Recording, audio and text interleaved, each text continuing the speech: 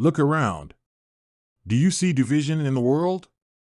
Are you having trouble putting your finger on the true source of the trouble? This world is similar to grade school. People fall out with one another, even become enemies, and it is difficult to discover why. Perhaps you find out one person has been spreading rumors and lies, turning people against each other, transforming friends into enemies, a master of the art of fabrication whispering into willing ears.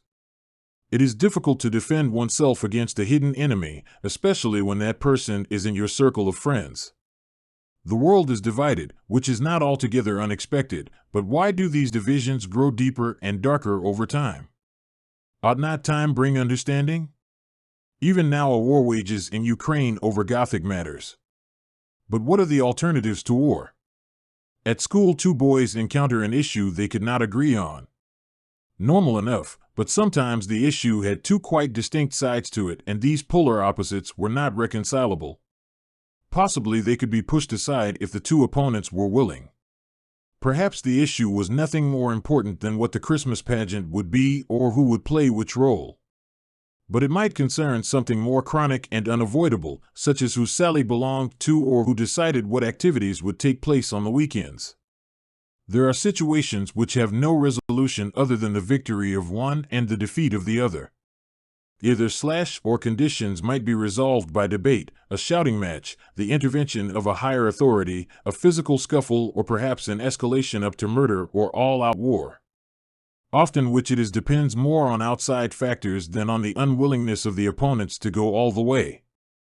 It is the loser who chooses when a disagreement has been resolved. The important thing to note here is that in any irresolvable situation, the two sides will become increasingly polarized. As the dispute becomes more heated and the positions more entrenched, the two sides move further and further apart. Any suggestion of reconciliation is a sign of defeat. That is the problem with extremism. There is no off-ramp. It's always a winner-take-all event. Imagine someone thinking they overheard something you did not say. The supposed victim then demands you apologize. Weakness is a sign of guilt. Where is the off-ramp? How does one scale down the invective and come to a resolution? Possibly a skilled negotiator can find a way around the impasse, but we are talking ordinary people, not university graduate skill sets. But what if there is no resolution? What if extremism always led to a conflict? What if in every instance of conflict, it always came down to there being a loser and a winner? The problem with this might not be what you think, which is the abasement of the loser. People can survive this. But would individual conflicts not lead to group conflicts and these to national conflicts, which would ultimately lead to an international one, in which ultimately there was one winner, supreme above all others? We are talking about globalism here. People think of globalism as a conspiracy. It may be, but that is not the point. The truth we need to focus on is that the system invariably concentrates power in fewer and fewer hands. In every conflict there is a winner, and every winner concentrates the power of the opponent in his area of influence. And often, the means by which victory is obtained is through the winning of wars.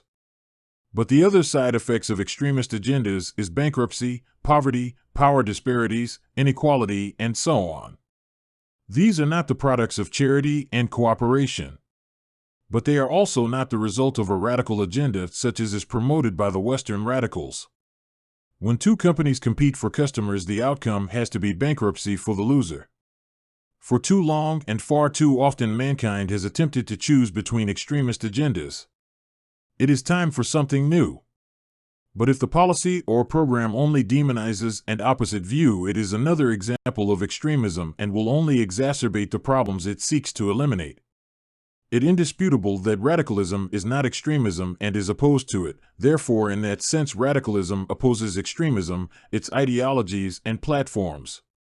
However, the tactics of radicals differ from the tactics of an extremist.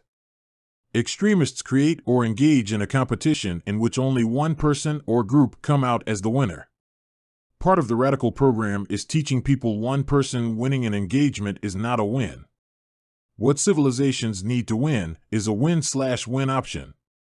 Radicalism defeats extremism, but we do not destroy them or win in a competition against them. Radicals try to re-educate them. Radicals deprogram extremists so they do not see cooperation as a loss of status or an exposure to risk. Extremism as a philosophy and ideology loses and is weakened, but the people who were embracing extremism do not lose, they win. By converting to radicalism, extremists win and we as radicals win. Yet, we cannot end the discussion here. There are more avenues to explore. Most people see there is a difference between the right and left, though they are hard-pressed to know where to place the line. Nor do they understand just how deep and divisive the division is, partly because the line of division is not drawn by them in the right place. Radicals also see a line between the East and the West. The line is difficult to draw with clarity and precision. Most people think of the division as an indescribable abstraction, more imagined than real. We have been discussing radicalism and extremism and have noted that this world's thinking is extremist. It is highly polarized. The division between East and West is just one of the many polarities we know of. However, we have already asserted that the world is extremist in design and has been for some 6,000 years. This extremist ideology is global, but it is not evenly distributed everywhere. Just as the right and left is not uniformly extremist in the West, the nations and regions not uniformly extremist the world over. The West and conservative Christians dabble in radical ideas and thought, though none of us have been fully radicalized. Liberals are extremists and in this more aligned with the East than the West. Part of the West's problem is that the left side of the West is attracted to the potentates of the East. The East is often considered a place of autocrats and exotic principalities where despots reign and sharp contrasts are the order of the day. The East hates the West and its ideology as much as the East does, both its North and South sectors. The West thinks it is its democracy that is opposed by the East. This is true, of course, but not for the reasons the West imagines. Democracy actually liberalizes people, but, in the end, moves the West to where the East already is. Democracy is not something the East has need of. A bigger concern is the form that extremism takes. There are three flavors of extremism: Western plutocracy, Asian communism, and Hamitic despotism. Western extremists focus on the ownership of property. Communists are political extremists that tend to work mostly through institutions, and Hamitic peoples embrace the cult of personality and autocracy grounded in a revered individual. The lines between these extremist groups is not precise, for various reasons. Some nations have been deeply influenced by the West, others by Asian or Hamitic culture. But the struggle continues between the various extremist paths and between extremism and Western radicalism. The West is under attack both for its extremism and its radicalism. It is opposed for its extremism because it focuses on wealth, and communist governments and Hamites both want access to the technology and assets of the West. But the West is in its own internal struggles. Just as there are two major divisions, there are two fights going on. There is the struggle between the West and the East, both its North and South division, but there is also the fight between the right and left that carries on in the West. But this latter fight is largely a diversion from the real issue. It is a simple truth that we cannot engage in extremist activities and be radical. It is just not possible, but democracy and the institutions of the West are rooted in extremism. It becomes extremely important to know how to divide the races if we are to understand the different conflicts. This war between East and West is not just a cultural war, it is a race war. It is a war between Homo sapiens and Homo a priorians. The two races are not tied to physical factors or intersectional values, but to ideology or culture or ways of thinking. That being said, Homo sapiens are a race defined by what it looks like. Sapiens sees things in terms of the flesh. But a priorians are spiritual and metaphysical. Radicals see reality in conceptual and analytical terms. So, the division that truly divides us is between radicalism and extremism.